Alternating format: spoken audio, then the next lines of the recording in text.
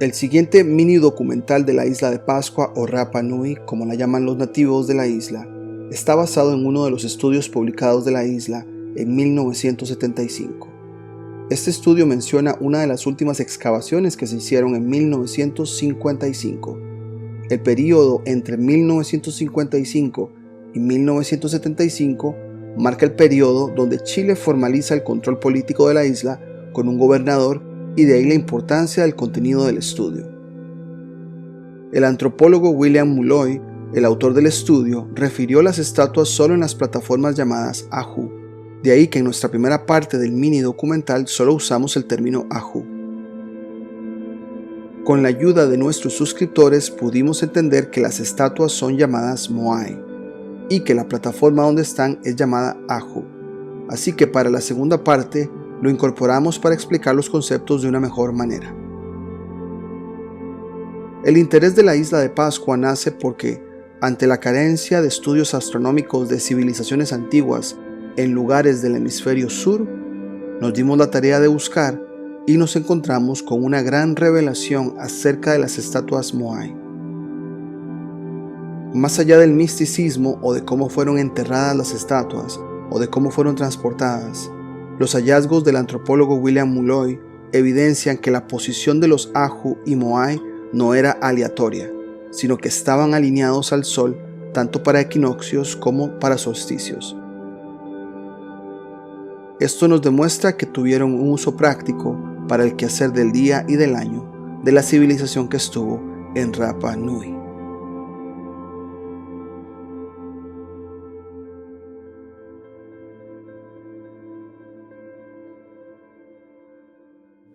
Desde hace bastante tiempo hemos estado en búsqueda de sitios arqueológicos en el hemisferio sur, y hace poco nos encontramos con la isla de Pascua, una isla que es conocida en la cultura general por sus icónicas estatuas. Cualquier documental te hablará de los misterios de la isla sin realmente darte ninguna respuesta. Oirás preguntas como ¿quién las construyó? ¿O cómo hicieron para moverlas de un lado para otro? ¿Por qué cuando fueron desenterradas parece que son más altas? Y preguntas en esa línea que al final quedan sin contestar, ya que casi todo el documental cerrará con frases como la verdad no lo sabemos y siguen siendo un misterio. De hecho, pensábamos en esa línea de ser un misterio y que realmente nadie sabía mucho de la isla. Sin embargo, cuando pusimos tiempo y astronomía juntos para indagar en la isla de Pascua, nos encontramos muchas respuestas de las que casi todos los documentales no te van a hablar. Estos hallazgos que presentaremos en este video no serán en la línea sensacionalista de misterios, como muchos documentales y canales te lo presentan, sino más bien en el uso práctico que una civilización hizo de las estatuas. Por la cantidad del material que encontramos, dividiremos este video en partes y hoy presentaremos la primera parte. Pero antes de empezar nos fuimos a las fuentes oficiales para ver el relato de quién le puso nombre a la isla de Pascua. Aclaramos que leemos las fuentes oficiales no para creer todo lo que está escrito, sino para analizarlo con duda y ver si podemos leer entre líneas. Según el sitio history.com, que es básicamente History Channel, se dice de la isla: el primer visitante europeo conocido en la isla de Pascua fue el explorador holandés Jacob Roggeveen, quien llegó en 1722. Los holandeses llamaron a la isla Paseiland, Isla de Pascua, para conmemorar el día de su llegada.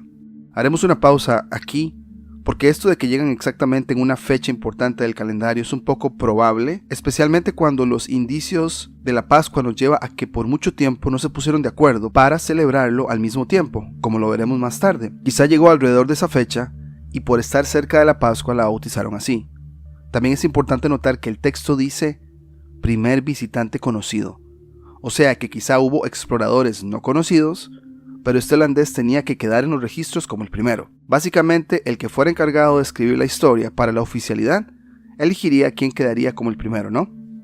Ahondando aún más en la fecha de Pascua, llegamos a uno de los pocos sitios, o quizá el único que nos habla de la historia de esta fecha. Es un sitio de una universidad en Holanda llamada Utrecht.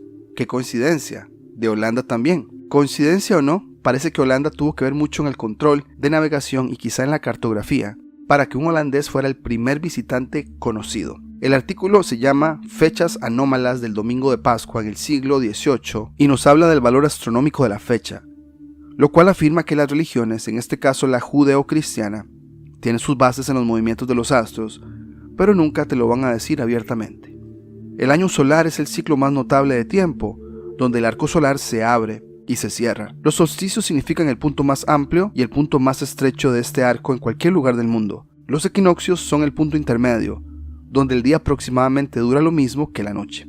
La Pascua católica en algún momento sucedía en los equinoccios de marzo, donde el sol sale exactamente por el este y se oculta en el oeste, en cualquier localidad del mundo. Sin embargo, fue forzada a alinearse al tiempo judío de la Pascua, el cual toma en consideración el elemento astronómico de una luna llena, después del equinoccio, y es por eso que ahora esa fecha varía año a año. El artículo de la Universidad Utrecht dice lo siguiente al respecto. Por recomendación del astrónomo y matemático Erhard Weigel, 1625-1699 de Jena, y defendida por su alumno Gottfried Wilhelm von Leibniz, 1646-1716, y varios otros astrónomos alemanes y matemáticos, la fecha del domingo de Pascua en el nuevo calendario ya no se derivaría de las tablas eclesiásticas, basadas en los movimientos medios del Sol y la Luna, sino de los tiempos astronómicos del equinoccio de primavera y la siguiente luna llena. Los cálculos astronómicos para determinar estas fechas debían basarse en las Tabulae Rudolphinae de Johannes Kepler, 1627, y el meridiano del antiguo observatorio Uraniborg de Tycho Brahe en Heaven. Haremos una pausa, ya que la palabra eclesiástica, que ha sido relacionada a religión, por lo menos esa es la programación que nos han dado, está basada en los movimientos del Sol y la Luna. Así que entonces el vocablo eclesiástico tiene una gran connotación astronómica y nunca te lo van a decir abiertamente. Más adelante el artículo dice lo siguiente. Ya en el primer año de la reforma calendárica 1700, el domingo de Pascua astronómico se produciría una semana antes del domingo de Pascua gregoriano. Pero como entonces coincidiría con la fiesta de la Pascua judía, se aplazó a la semana siguiente, coincidiendo así con la fecha gregoriana. Haremos otra pausa, ya que es curioso que haya un domingo de Pascua astronómico, una vez el tiempo, y en este caso, como medio de programación de masas, tiene un origen astronómico, y vemos cómo dos grupos religiosos, judíos y cristianos, se ponen de acuerdo para que calce esta fecha. A continuación hay una tabla que muestra la siguiente información. Este sitio de la Universidad Utrecht de Holanda nos muestra esta tabla que creo que nos puede dar una mejor perspectiva de lo que estaba pasando. Vemos acá cómo se habla de un equinoccio de primavera. Ahora acordémonos que este equinoccio de primavera es basado en el hemisferio norte. Estamos hablando entonces de una imposición de dos religiones, en este caso judía y cristiana, en el sur, donde más bien esto debería ser en el equinoccio de septiembre. Pero bueno, vamos a analizarlo así. Equinoccio de primavera, aquí te dice que algunos días es el 20 de marzo, 21 de marzo, 20 de marzo, todo esto, ¿no? La hora. Pero luego tenemos la luna llena astronómica. En algún momento, cuando estaban tratando de, organizarse, ponerse de acuerdo, tratar de celebrar esto los mismos días, había que tomar en cuenta la luna llena seguida del equinoccio. Entonces ven acá que nos muestran las fechas en cada año. Aunque el equinoccio de primavera fue el 20 de marzo, la luna llena no sería hasta el 11 de abril, aproximadamente 3 semanas después. Se habla acá de un día laborable, que la gente podía hacer cosas. Pero luego tenemos que, aunque sea el 31 de marzo la luna, el siguiente día calzaba como domingo y aquí sería el 1 de abril. Vemos como hay un domingo de Pascua astronómico y un domingo de Pascua gregoriano. La luna llena y el día después sería el 1 de abril en este caso, que estoy dándoles acá, 31 de marzo, 1 de abril. Pero se movería unos días después para celebrarlo en el gregoriano, 8 de abril. Sin embargo, la Pascua judía se celebraba el 1 de abril. Ellos, al parecer los judíos, se hacían la celebración en esa plena luna astronómica. Entonces vemos acá, vamos a dejar los links de este sitio para que hagan cálculos, pero aquí podemos ver que desde 1700 hasta 1900 ha habido una gran confusión, donde han habido años donde no se ponen de acuerdo y cada religión en este caso lo celebra en diferentes días. Pero si vemos que los judíos se hacen ese match o concuerdan con luna, pero los católicos, en este caso el gregoriano, sí lo fuerza que sea un domingo. Entonces estamos hablando que no se estaban poniendo de acuerdo en cuándo celebrar la Pascua, pero nos dicen que un holandés llega a la isla de Pascua el día de la Pascua y por eso le llama a la isla de Pascua. Es muy difícil creer eso, pero bueno, continuaremos. Volviendo a History Channel y a la versión oficial nos dicen, en 1770 el virrey español de Perú envió una expedición a la isla. Los exploradores pasaron 4 días en tierra y estimaron una población nativa de unas 3,000 personas. Apenas 4 años después, el navegante británico Sir James Cook llegó y descubrió que la población de la isla de Pascua había sido diezmada por lo que parecía haber sido una guerra civil, con solo 600 a 700 hombres y menos de 30 mujeres restantes. Valga la aclaración que este Sir James Cook no es el mismo personaje que el de Frederick Cook, más moderno, de finales de 1800 y principios de 1900. Aún así es curioso y un poco sospechoso que ambos compartan el apellido Cook, ¿no creen? Pero bueno, se habla de una reducción de la población y se culpa a una guerra civil alrededor de 1770. Curioso que no mencionen nada del clima. Este año 1770 está incluido en la mini era glacial, o por lo menos en los finales de esta época. Según el estudio del climatólogo Cliff Harris y Randy Mann, del cual hablamos en el canal, durante la mini era glacial se reportan al menos 90 erupciones volcánicas grandes. Una de ellas en 1772 del volcán Papandayan en Indonesia y otra más tarde en 1783 en Islandia, la del volcán Lakajigar. ¿Qué tal si los que estuvieron allí tuvieron que emigrar a otros lugares a causa del clima? En muchas de nuestras indagaciones hemos encontrado que los tiempos de guerras tienen una gran conexión con climas severos y cataclismos, pero al parecer solamente te mencionan la interacción icónica de los dos bandos de una guerra. Sin embargo, creemos que no lo es todo y en algunos casos es simplemente una fabricación de la historia. Ya después, la publicación de History Channel nos habla que en 1786 un navegante francés llamado Jean-François de Galaup llega a la isla y de hecho encuentra más personas. Se reportan 2000 habitantes. ¿Qué tal si la isla volvió a ser habitable por causa de un mejor clima? Luego la publicación dice que hubo una gran incursión de esclavos de Perú en 1862, seguida de epidemias de viruela, y que por esto se redujo la población a solo 111 personas por 1877. Para entonces los misioneros católicos se habían asentado en la isla de Pascua y comenzaron a convertir a la población al cristianismo, proceso que se completó a finales del siglo XIX. En 1888 Chile anexó la isla de Pascua, arrendando gran parte de la tierra para la cría de ovejas.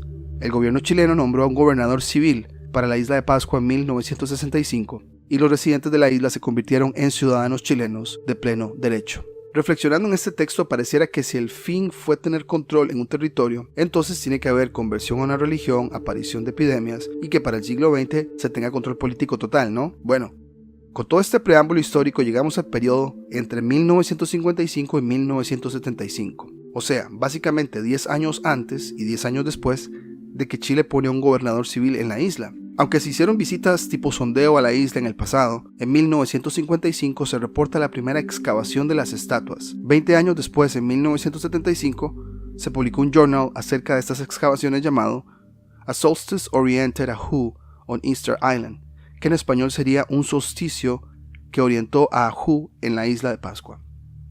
Con este título ya tenemos la respuesta a lo que mencionamos al principio. Estaríamos hablando de una función astronómica, monumentos que miden o marcan el tiempo. Hay ajús en esta isla que están colocados en relación a un solsticio, pero ¿cuál de los dos solsticios? Bueno, ya sabemos que la isla se encuentra en el hemisferio sur, específicamente en la latitud 27, minuto 6, segundo 17, sur. Según este estudio, los ajús excavados en Vinapú, que es la costa sur de la isla, estaban alineados al solsticio de verano austral, o sea, diciembre. Mientras que en el hemisferio norte estamos en invierno, en el sur se marca lo opuesto, el solsticio de verano. Ese es el día donde el arco solar tiene su punto máximo de apertura en el hemisferio sur. Este es el documento que encontramos en la biblioteca digital llamada Gestor. Y el documento obviamente tiene un título que abarca muchas cosas, pero el documento en sí se llama Un solsticio orientado a Who en la isla de Pascua, por William Mulloy. Entonces vamos a ver acá que se escribe en 1975 y nos vamos a basar nada más en este primer párrafo, porque vemos datos aquí como excavaciones en 1955, como les comentamos anteriormente, pero nos muestran aquí datos como un azimut verdadero de 114 grados y después el solsticio de verano austral con un grado de 116. Entonces, ¿cómo interpretamos esto? Entonces, para esta pequeña demostración, solo para este primer párrafo, porque ahondaremos en más contenido en la segunda parte, pero por ahora vamos a poner nada más este ejemplo. Entonces, para hacer esto, tenemos este sitio que ya lo hemos compartido en el canal. Es un sitio hecho por un arquitecto que básicamente pone el recorrido del sol por cada ubicación, por coordenadas, y le permite pues saber, las sombras, cómo se van a proyectar. Entonces, él sin ninguna intención de promover ningún modelo, simplemente es un sitio de utilidad para pues imaginarnos cuál es el recorrido del sol en esa ubicación. Entonces tenemos por acá, escogimos en la fecha, como pueden ver, 22 de diciembre de 1955, digamos que la fecha cuando empezaron las excavaciones, solo para tenerlo como referencia, que es el solsticio de verano en el hemisferio sur. Y vemos por acá que estamos antes del amanecer 5:20, vamos a mover un poco más y vemos que el sol sale en este punto. Vamos a hacer un acercamiento. Ven que el sol está casi en el 120. Según este documento, el sol debería ser en 116, lo cual corresponde a lo que nos está diciendo el programa. Entonces en el amanecer van a ver el sol de esta manera. Vamos a ver cómo el sol se abre porque es el solsticio de verano. El arco es el más grande de todos.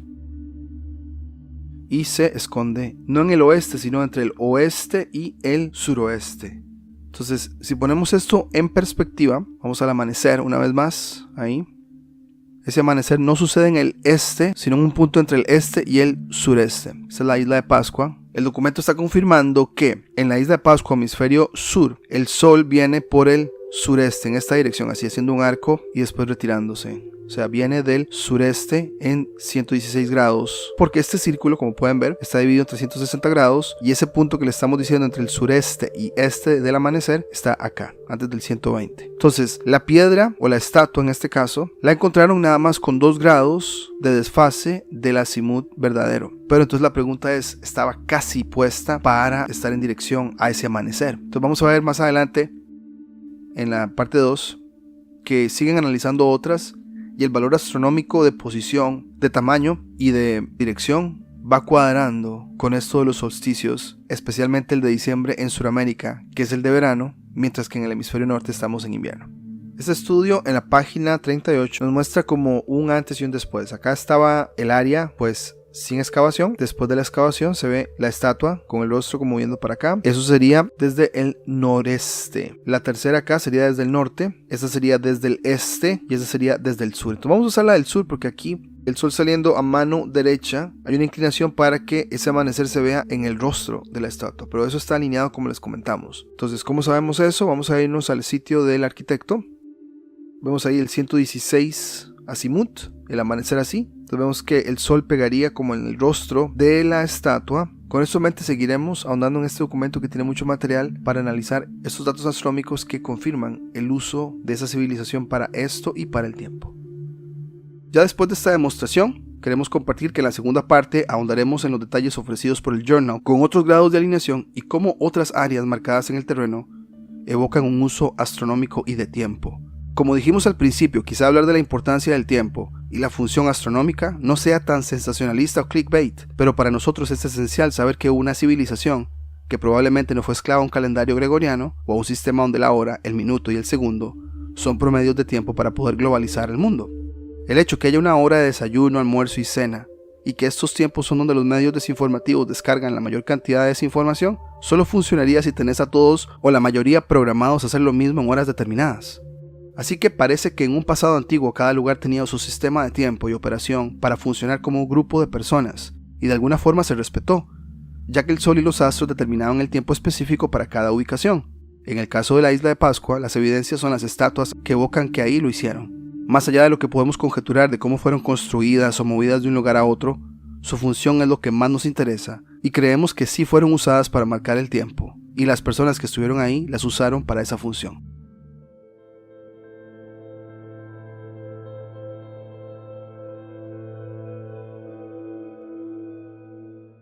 Esta sería la segunda parte de nuestro video de la isla de Pascua o Rapa Nui, como es llamada en el idioma nativo.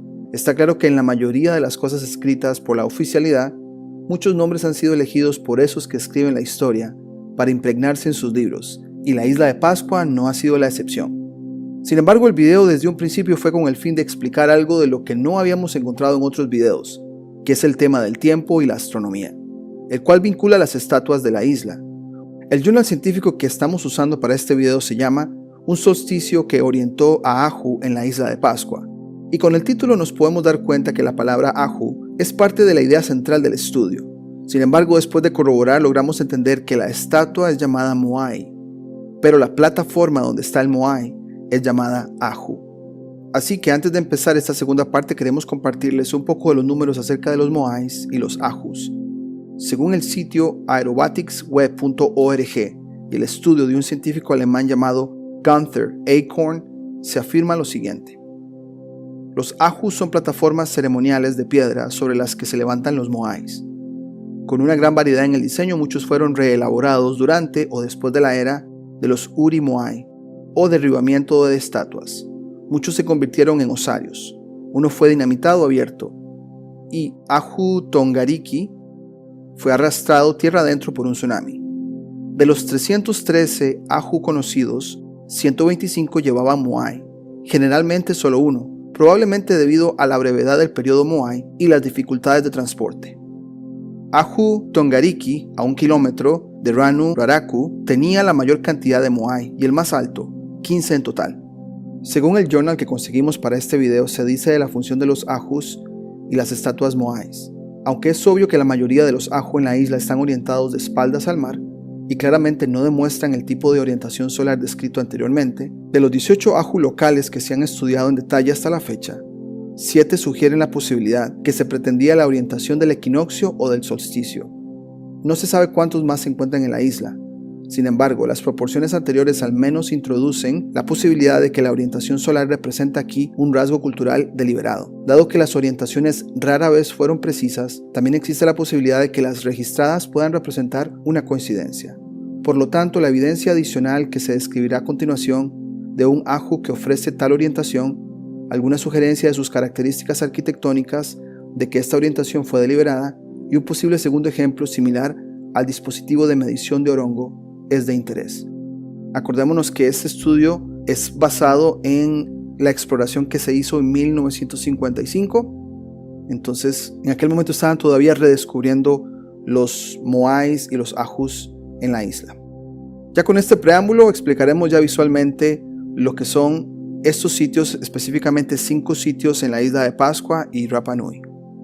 Para empezar esta explicación nos vamos a este sitio que hemos usado en el canal anteriormente, hecho por un arquitecto hablando del recorrido del sol en cualquier localidad. En este caso estamos obviamente en la isla de Pascua, Rapa Nui, y vamos a irnos al equinoccio, cualquiera de los dos. Nos vamos al equinoccio, el sol saldría por el este y se ocultaría en el oeste exactamente, ¿no? Eso sería el 20 de marzo. Ahora, en un solsticio de invierno en junio, el arco solar se reduce y los que están en la isla lo verían como hacia el norte muy claramente. El sol saldría en el oeste, como al lado derecho de ellos, y se movería así formando este arco para llegar al oeste. Entonces, pongamos la atención a estos números. Aquí tenemos cerca de 300 y acá sería entre el 75 y el 60. Ahorita los vamos a explicar con más detalle. Y el otro tiempo importante sería el solsticio de verano, donde el arco se abre completamente, y aquí tenemos que ese arco vendría a ser esto, ¿no? En la mañana el sol saldría por el este ya como al lado derecho. Si se ve hacia el norte, el arco se abre completamente y se oculta más como al lado del suroeste. Este número es importantísimo a considerar, cerca del 240 o 240, y el grado de salida es cerca del 120, entre 105 y 120. Esto es basado en una brújula, ¿no? La brújula que tiene 360 grados, donde el norte es el grado 0. Ahora, aquí tenemos el mapa de la isla. Como ustedes pueden ver, son muchos sitios con Ahus y con Moais, pero nos vamos a enfocar en 5. Este de acá, Tepeu, Akibi, Huri Aurenga, Winapu y Orongo, que están muy al lado, digamos que sur o suroeste de la isla.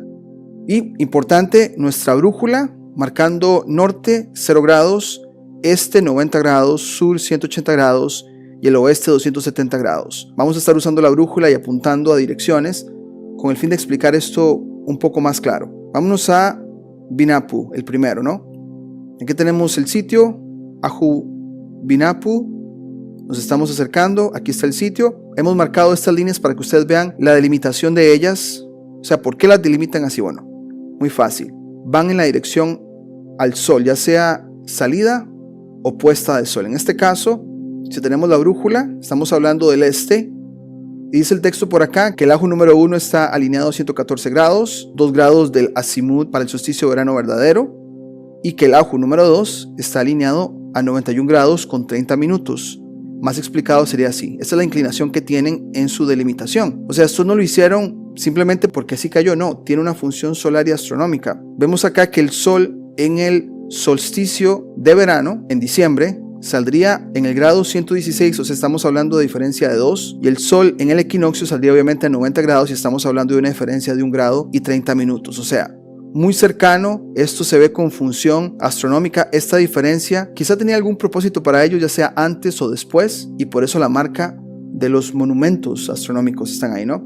Esa es una foto del sitio que la tomamos del Google Earth para que más o menos ustedes se den una idea de cómo se ve este sitio, que ya pues se ve como que las estatuas cayeron, no las levantaron, pero están ahí. La delimitación, que es lo más importante para este asunto de medir el solsticio y el equinoccio. El siguiente sitio que vamos a mostrar se llama Orongok, donde está este volcán. Vamos a poner aquí la brújula importante también para recordarnos. Acá está el sitio, lo vamos a ir acercando con tomas del Google Earth hasta llegar al sitio muy cerca del cráter. Aquí lo tenemos y vean que están alineadas como diagonales. Estas estructuras van a explicar pues obviamente el equinoccio, que se da a 90 grados este según la brújula, el solsticio de invierno en junio, que se da a 64 grados, y obviamente el solsticio de verano, que se da en diciembre a 116 grados. Y acá vemos una foto ya acercada, tomada desde un drone, donde vemos estas estructuras que no necesariamente tienen moais, pero se hicieron con un propósito muy específico. Vamos a leer acá el texto. Dice que en la esquina suroeste de la isla, que aparecen ser una variedad de dispositivos de alcance para registrar los azimuts del sol naciente o las salidas del sol, y que por acá se habla de que todos ellos específicamente están orientados para los tres fenómenos que se dan en el equinoccio y en ambos solsticios. Entonces, muy posiblemente en un amanecer ellos veían aquí la proyección de sombras en esta área. Entonces, una prueba más de que en Rapa Nui o en Isla de Pascua tenían muy claro el movimiento y el ciclo solar. Aquí una foto más cerca del lugar para que vean pues las compuertas que hay, y por acá tenemos una como de vista al océano. Ellos acá en vista probablemente en la noche podían ver el polo celeste sur desde esa ubicación, porque hacia allá es el sur. Luego el siguiente sitio se llama Tepeu. Vamos aquí con la brújula recordándonos los puntos cardinales y los grados para cada punto. Acá vamos a hacer acercamientos con el Google Earth, llegando al punto Ajutepeu, muy cerca del mar. Y aquí tenemos una alineación y otra alineación.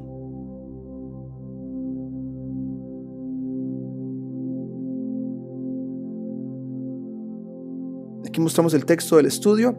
Vemos la alineación que hay, 113 grados, 110 grados, acorde con lo que está escrito.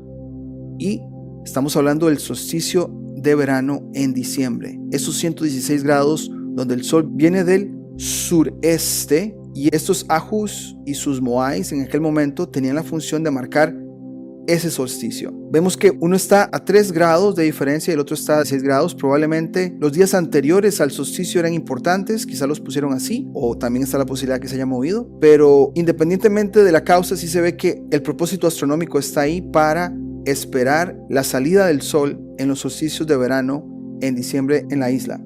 No termina ahí, porque nos hablan, bueno, la salida del mar, tendríamos la puesta de sol, ¿no? Y este aju, particularmente el número 1, el que se llama número 1, se registró que está en una inclinación de 293 grados, lo que significa que para el solsticio de invierno en junio está a 3 grados de ese solsticio. Entonces, como pueden ver, acá estamos a 3 grados del solsticio de verano en diciembre, en la salida del sol, y acá 3 grados para el solsticio de invierno en junio, en la puesta de sol, ¿no?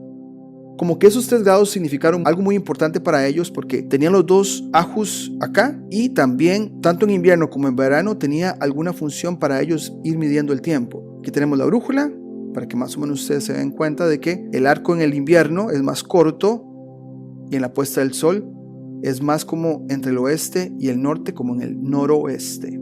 Acá una foto del sitio Ajutepeu, que obviamente fue golpeado. Se ve como que sí habían pues estatuas antes, pero ahí está. Estas son las paredes. Aún con las estatuas caídas y todos estos escombros, la delimitación queda muy clara con los grados que acabamos de compartir. El siguiente sitio se llama Akibi. Ahí tenemos la brújula para darnos una idea. Ahí está el acercamiento de Akibi. Llegamos y ponemos el texto que tomamos del estudio. Akibi tiene una particularidad. Estamos hablando de 35 minutos, o sea, menos de 1 grado de exactitud en el sol naciente del equinoccio. Aju Akibi está en un área agrícola de siembras. Como pueden ver, aún se hace siembras y hay una estructura de estas en el área agrícola. Entonces, muy posiblemente que lo usaron para medir el tiempo a cómo iban produciendo las cosechas, porque el ciclo solar va muy de la mano de los ciclos de la agricultura. Ahora, un acercamiento acá, vemos la delimitación para el equinoccio de marzo en septiembre. Tendría sentido en el equinoccio cuando el clima está como muy listo para las cosechas, y ahí vemos los 35 minutos de diferencia, casi los 90. Vemos las estatuas ahí. Ahí está el texto que les estamos hablando, los 35 minutos, menos de 1 grado.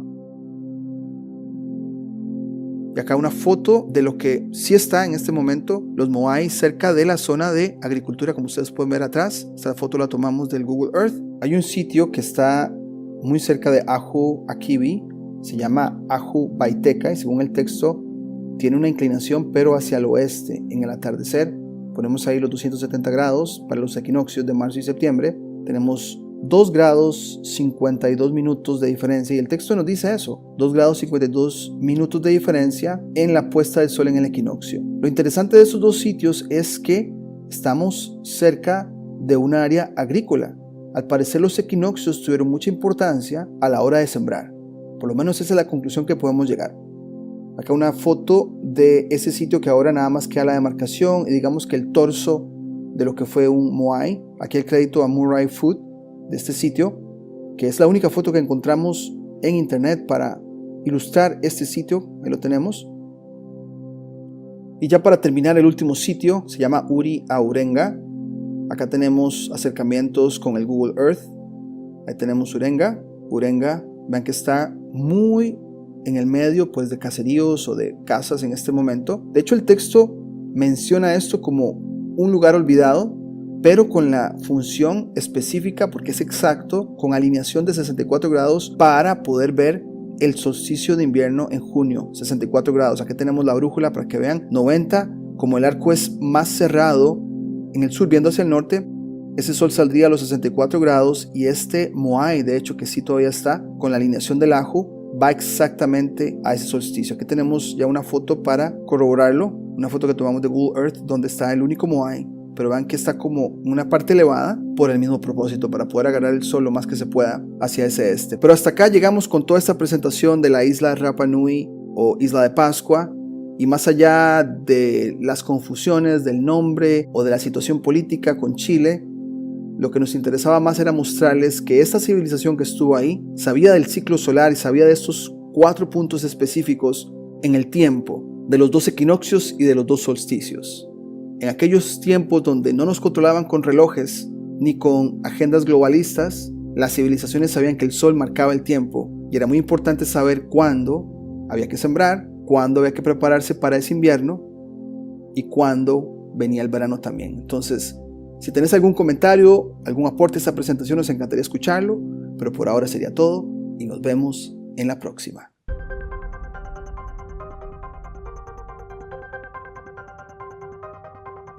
Si te gustó el contenido del canal, no olvides suscribirte, darle campanita para notificaciones, darle me gusta, comentar o compartir. Hasta la próxima.